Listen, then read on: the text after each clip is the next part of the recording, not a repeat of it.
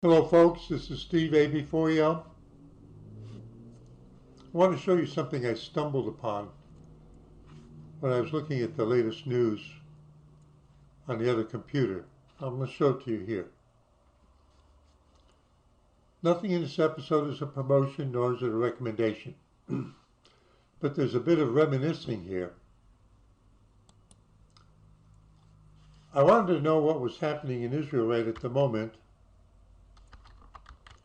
So one of the places I go is Times of Israel. If you just put in Times, there's Times of India,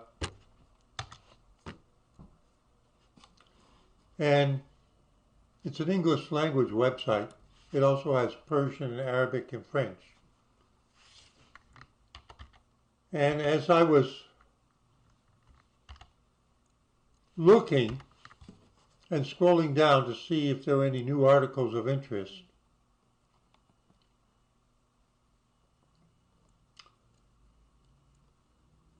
I got down to here and I really came to a full stop. Israeli driver shot dead in West Bank terror attack. Israel Defense Force hunting for attackers.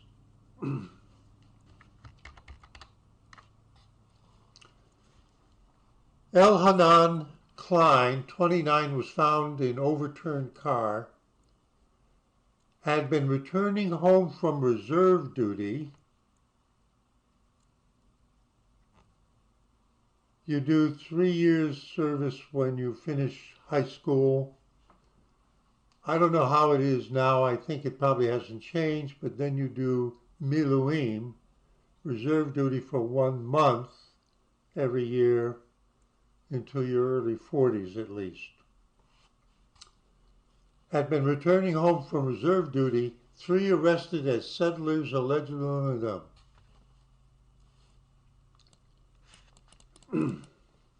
So he was living in the West Bank.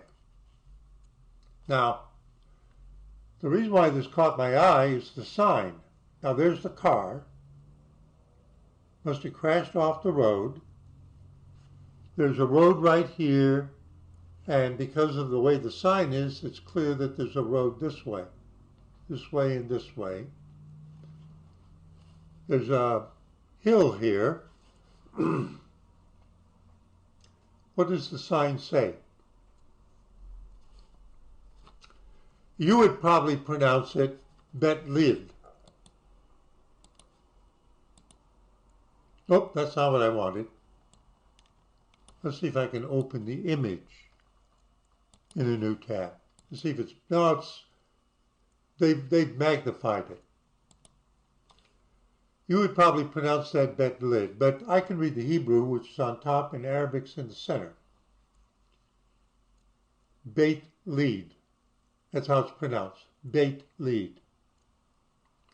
Now it's interesting that this sign is in the West Bank, and I'm wondering, could it really be pointing all the way to the Beit Lid that I know about from 50 years ago? Let's go to Netanya, Israel. See, it's a city in Israel.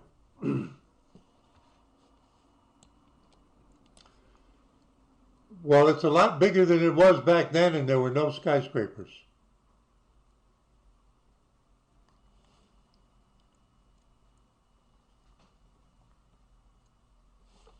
So let's go to a map.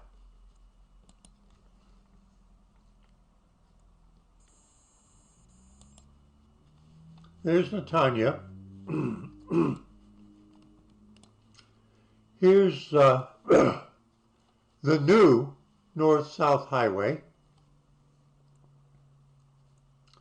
That wasn't there 50 years ago. The one we're interested in is Highway 4. It's from Tel Aviv to Haifa.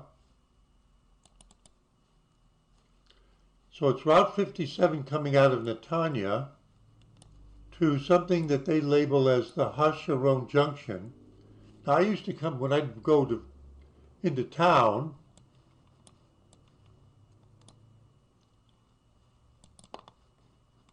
from this kibbutz, I would walk out to the road, and then I would stick my thumb out, or if the 71 bus was coming by, I would get on. I knew the guy at that time who was the head of the Rupin Institute right here.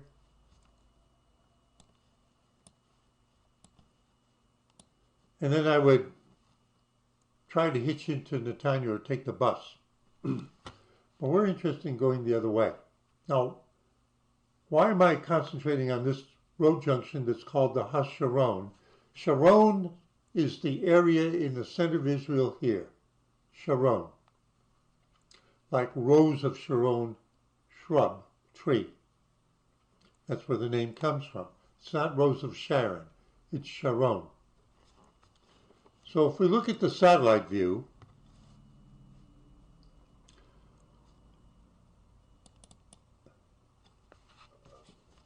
when I would come from Tel Aviv, I would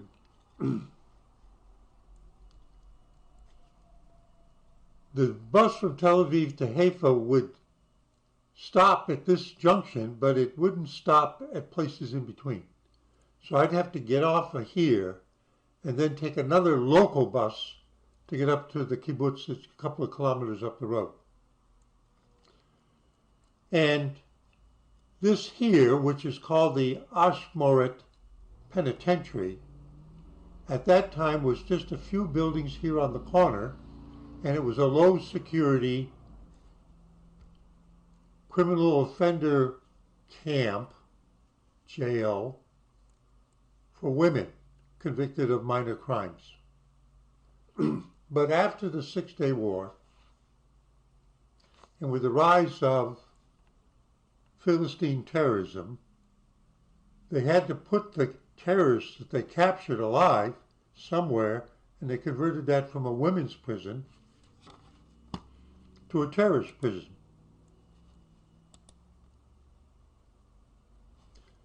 And it's much bigger than it was in those days. You can see it right over there. So this is the road junction I used to stand at, but this stuff over here to the left, that was just a dirt pull-off at that time, and we're interested in going down this road. Now, why am I talking about this road junction?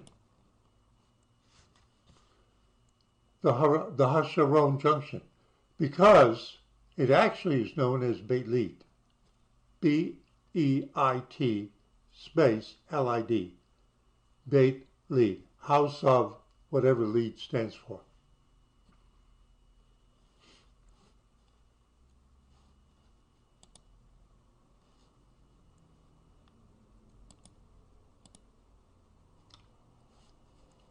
I don't understand the way Google does maps. I think they're completely screwed up. So we're starting at this road junction. Now remember, what we're really interested in is we're interested in this sign that's in the West Bank that points at where? Beit Lid. The Beit Lid I know now is called HaSharon Junction. So we follow Route 57 from this road junction, and we're headed this way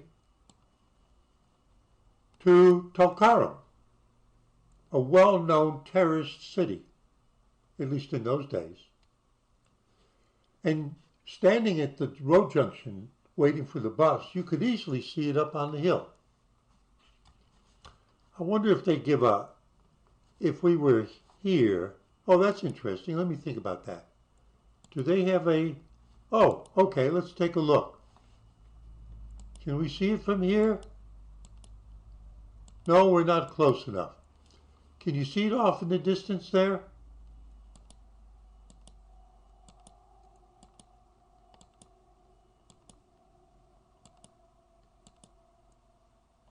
I'm headed in the right direction. Now, this road didn't exist this way. The road was a two-lane road.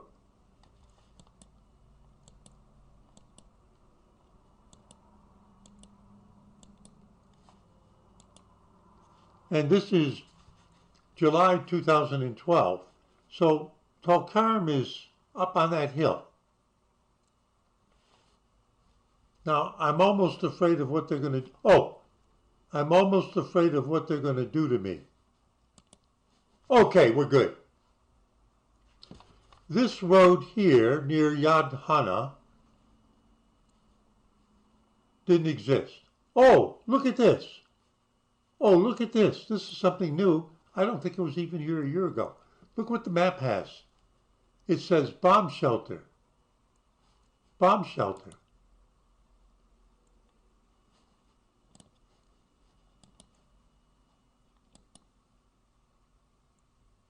There's another one there. Oh, there's a picture of where it is. So they've got pictures of some of where the bomb shelters are. Why would they have that? Because this is all cityfied since then, and in a regular residential neighborhood, you may need to have a bomb shelter if the enemy starts sending rockets from Gaza. Yeah, that's right. Or from Lebanon. But let's get back to what we were doing. So now we're at Tulkarm, and 57, you see the line? From this point to the Mediterranean, 10 miles. The narrow waist of Israel.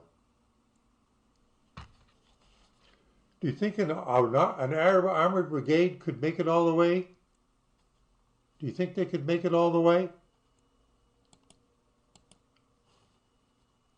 Do you remember what it looked like? Now it's been cityfied, but the point about all of this along here is the road was open from both sides and available for ambush anybody trying to push down the road.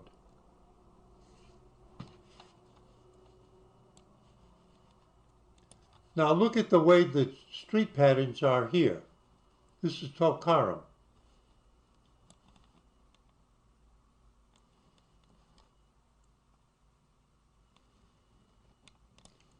There's Tulkarm. So we're following 57 because I suspect that the sign in this picture is pointing at Beit Lid junction. But in a certain way, the way the sign is made up, I know it's an Israeli planted sign. It wasn't put there from years ago by the Jordanian government. I can tell that just from the style of the sign and the fact that the Arabic's in the middle, the Hebrew's on top, and the Roman Latin letter transliterations on the bottom.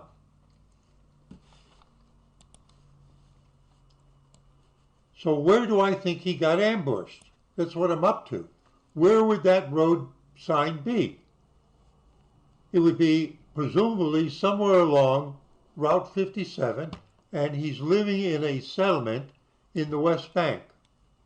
So that means that he's living somewhere, if that sign was where he was ambushed, he's living somewhere east of Tulkarm.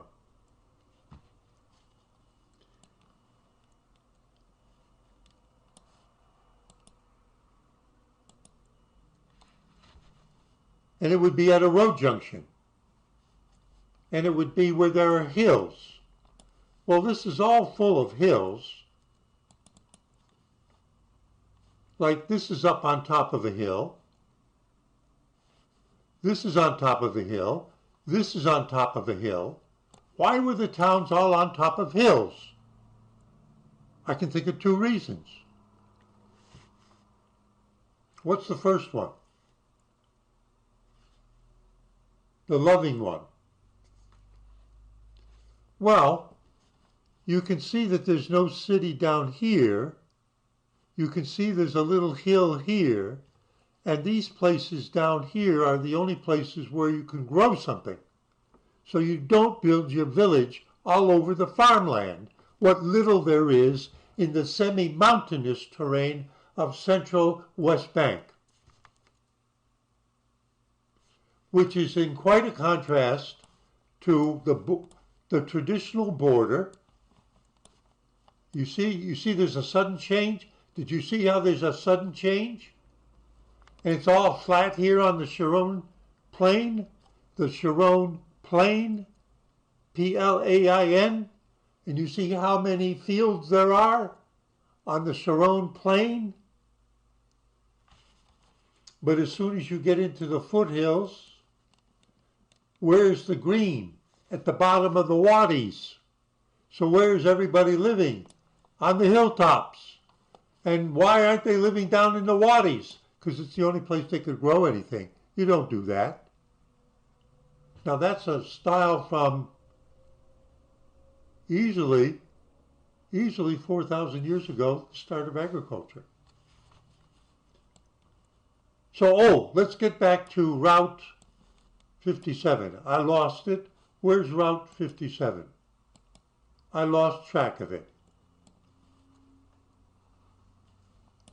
Where's Route 57? Oh, there it is. So my guess was that the ambush occurred maybe here. Now you notice this looks like lowland.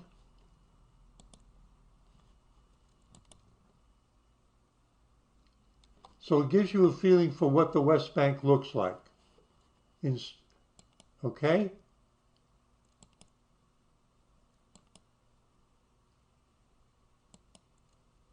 That's quite a contrast to Beit Lid Junction that I showed you. Doesn't look like it's very populated. It's what I described as this is the place where maybe you could grow something. It looks like it doesn't have a lot of water, but it also doesn't look like it's the road junction we're interested in. Can we get close enough to that sign to read it? Now there, no we can't. And it wasn't this road junction.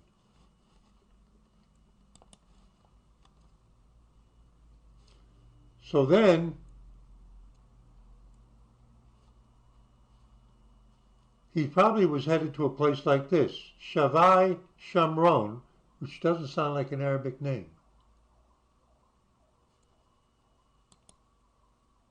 So it was somewhere around here, and then, bingo, something happened. My eye caught something that I didn't know about.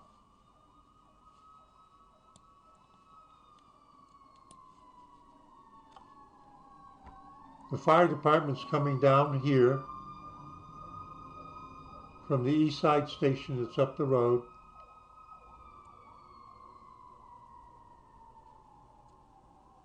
And they're headed that way down eastward on 64. They may be first responder, but they may also be backup for Franklinville. I think you probably will hear the sirens. So as I'm looking at this, I discovered something I never knew. Can you see the name of this place?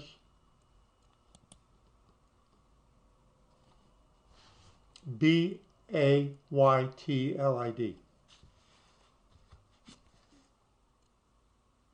Bayt Lid. Now, how it's transliterated depends on the language of the person doing it. And I'll have to admit, I never knew there was a town named Beit Lid behind Tulkarm. And the fact that that road junction in Israel on the Sharon Plain was called the Beit Lid Junction, but there was no place anywhere there that used to be called Beit Lid, kind of suggests something to me. Now remember, I'm guessing. Even before there was a Tulkarm, apparently there was a Beit Lid. And if you were traveling north-south along the coastal plain, which is the easier way to get between Haifa and Tel Aviv and further south, and you were interested to get to a very ancient city called Beit Lid, that's where you might take the road turning and go along to the edge of the Sharon Plain and then up through the hills, past a village that probably was called Tulkarm that nobody even cared about 2,000 years ago, literally 2,000 years ago. But Beit Lid was the place that was the jewel. That's a guess. Now the question is, if we were in Netanya, we could see a street view, but can we see one here? No. Can we see something here? No. Oh, that's why the road is gray. So the discovery today, having just suddenly stopped and go, wait a minute, this sign points to Beit Lid. Is it really pointing to a road that goes all the way to what is now called the Hasharon Junction? And the answer is no. That sign points to this hilltop city. And he was ambushed somewhere in the vicinity of this location at a place that would have a sign along the road for one of the... So we have to find... I don't think it would be here.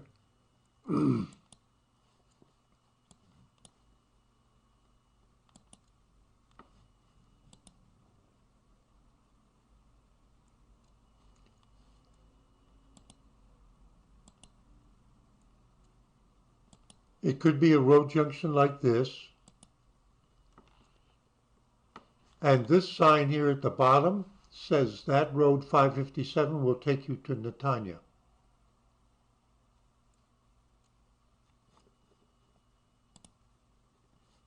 This road will take you, oh, and I can tell by the name of this is a Jewish settlement. 557 will take you back. 557 will take you back over the line to Netanya, because 57 is just up here, see? So it's another road around Tulkarm. So I have the approximate area where that ambush occurred, and I'm sure about it because now what I know is there's, and I didn't know this before, there's a place called Beit Lid here. And my guess is the reason now, it's now 50 years later, now I understand why that road junction is called Beit Lid. It's not because it's the actual name of the place. It's an ancient road junction where you would go and turn in order to go up into the hills to a place that was more important to Tulkarm maybe 2,000 years ago, called Beit Lid. Now, just for the fun of it,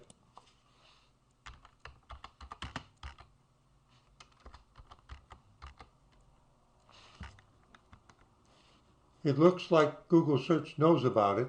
This is the first time I'm doing this. It takes me to Google Maps.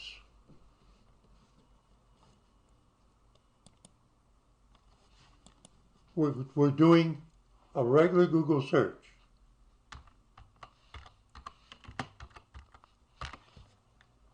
Okay, it says the only thing it can come up with is a reference to the map. Then I'm going to go West Bank.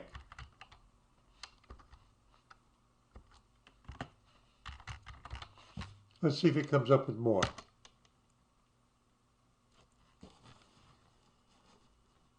Wikipedia seems to know about it. I didn't know this. Beit Lid is a Philistine town in the Tulkarm Governorate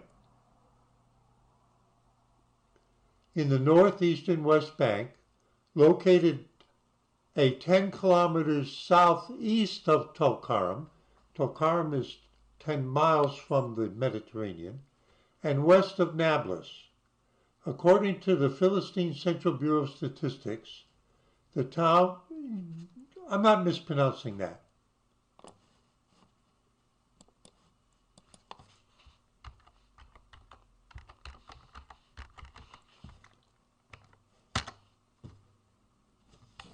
Dictionary. Philistine, a person who is hostile or indifferent to culture or arts, has no understanding of them. Who were the Philistines in the Bible? Samson did something with them, didn't he? There is no P in Arabic. There's only a Th. And they call themselves Philistinum. Philistinum. Philistinum. This is the first time I'm reading this. This is the first time I'm reading this. A town had a population of 5,600 in 2017, but in 1922 it had 653, which rose to 1,807 in 1961. All right, history. Byzantine ceramics have been found here. The village mosque has a large gate with a triple arch. An inscription over the lintel is a construction test commemorating the building of the mosque. It dates from the late Mamluk or early Ottoman Empire.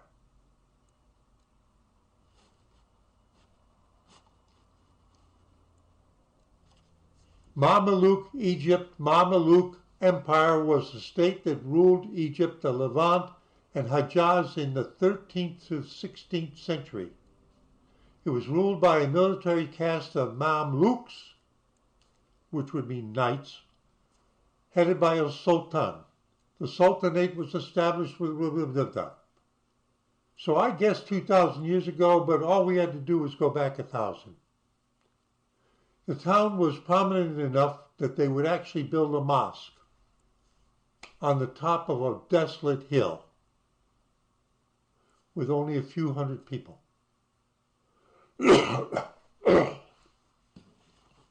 Pardon me. Beit Lid, like all of Philistine, was incorporated into the Ottoman Empire in 1517.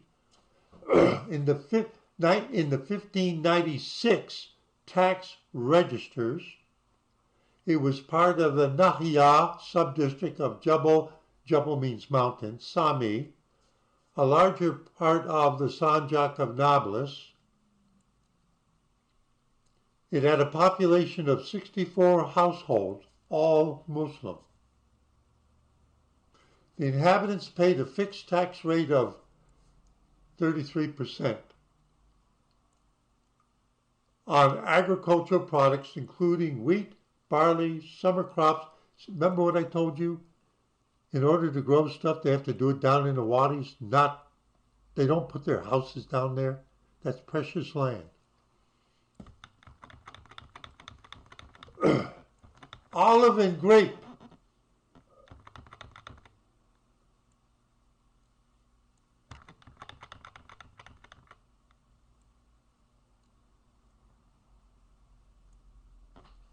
In the 1860s, this fits in with what I had to say.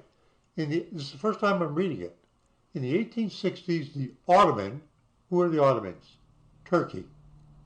The Ottoman authorities granted the village an agricultural plot of land called Gabat Beit Lid. Now we understand about the road junction. Betcha! Oh, I'm glad I did this. Gabat Beit Lid in the former confines of Forest of Ashur, which in Arabic was called Al-Gaba, in the coastal plain west of the village. This formed the foundation of the village Gabat Beit Lid, founded by, there we go. Now we have the answer.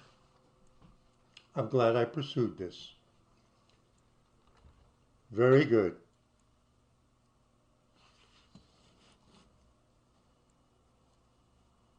Now this village that we're talking about is on a hill rising 600 feet above the valley south of it. The houses are of stone and supplied by a well. further down the hill. Okay, now we found the actual important part. Now I understand why the road junction used to be called, in Israel, used to be called Beit Lid. Because these poor people up on a hilltop that didn't have any real agricultural land, for some reason were in special favor with the Ottoman governor, and he was trying to get their loyalty. So he said, all I know is there's some land that you can use that's worthwhile. And it doesn't give the actual location. But let's see if we can do a search on this. Battle of Ashur, a short-lived victory.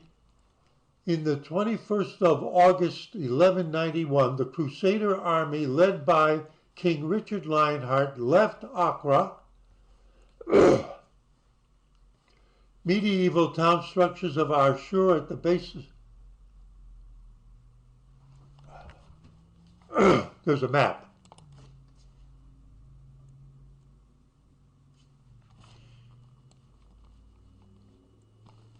Give me the picture.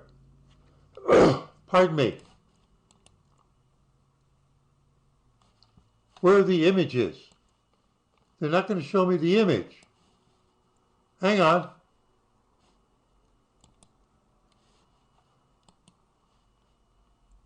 Open image in a new tab.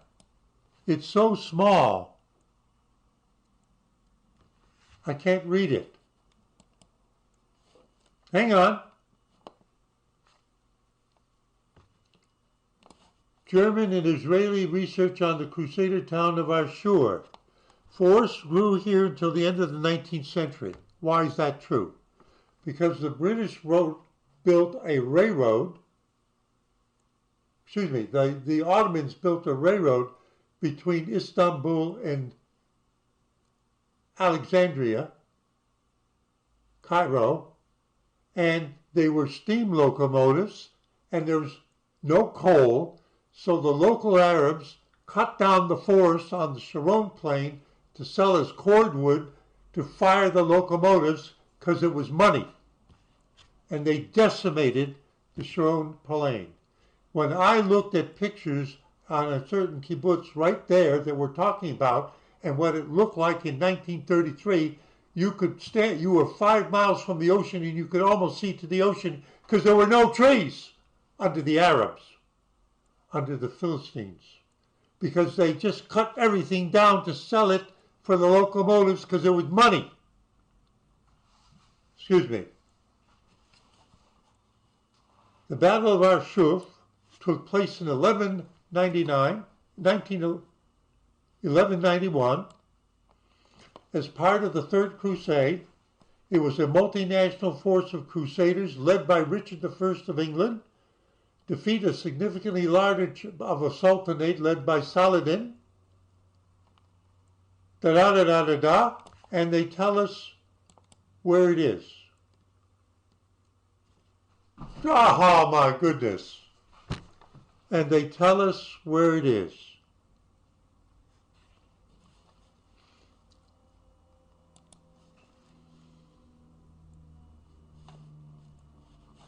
Wait a minute. Don't screw me up. Google Maps shows me on the map.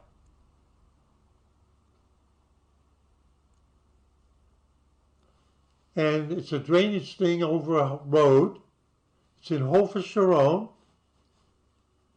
It's where this is. It was right here.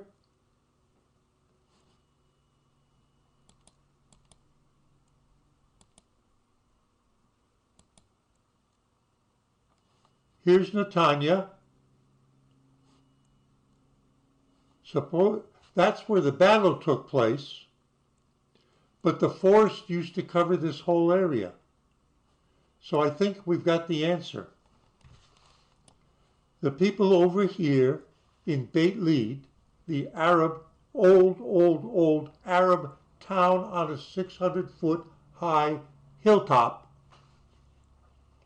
were granted by the Ottoman Turks a plot of land on the Hofa Sharon And although the battle we're talking about was down here, that forest, which I described to you indirectly, that covered all of this before the Arabs cut it down to feed the locomotives, what am I talking about? I'm talking about the railroad that followed the coast to Cairo. And locally, they cut the forest down to feed the locomotives because it was this.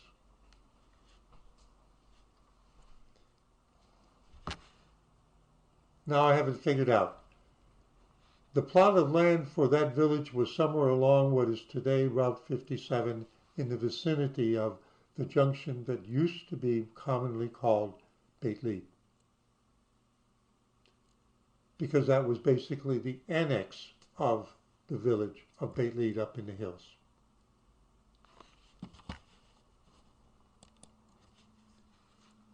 So my mind wanders a bit, but I'm brainstorming it, and it taught me something I didn't know, while I'm also reminiscing, and I went for this because I'm reminiscing on that name from 50 years ago. And I'm sorry about that guy being ambushed. Steve AB4, just brainstorming and reminiscing a bit, saying see you in 73.